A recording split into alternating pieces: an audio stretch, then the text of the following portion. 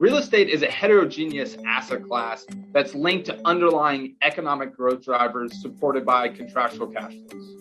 Historically, investors have looked to real estate as a hedge to inflation in their portfolio, and there's really three key reasons for that being the case.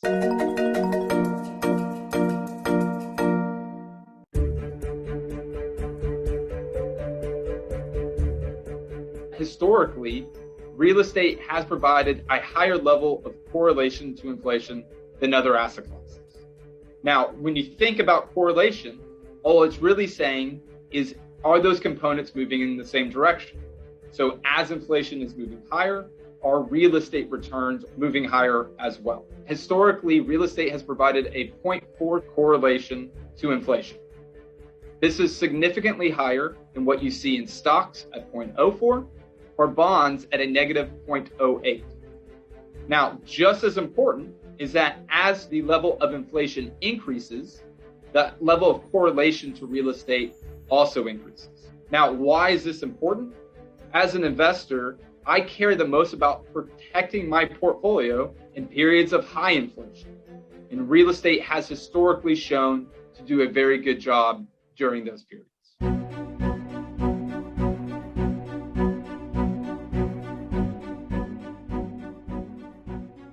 Another important consideration is that real estate is actually built into inflation metrics. One of the reasons that you see a strong correlation between inflation and real estate returns is that housing and shelter costs comprise approximately 1/3 of the consumer price index. Now, this is the largest component of the CPI inflation measurement.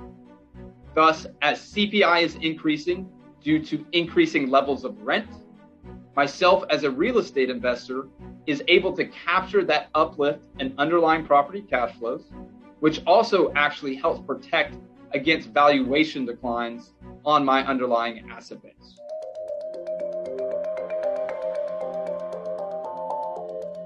Now, the last point I want to make is that real estate has embedded structural elements that actually help to hedge against inflation.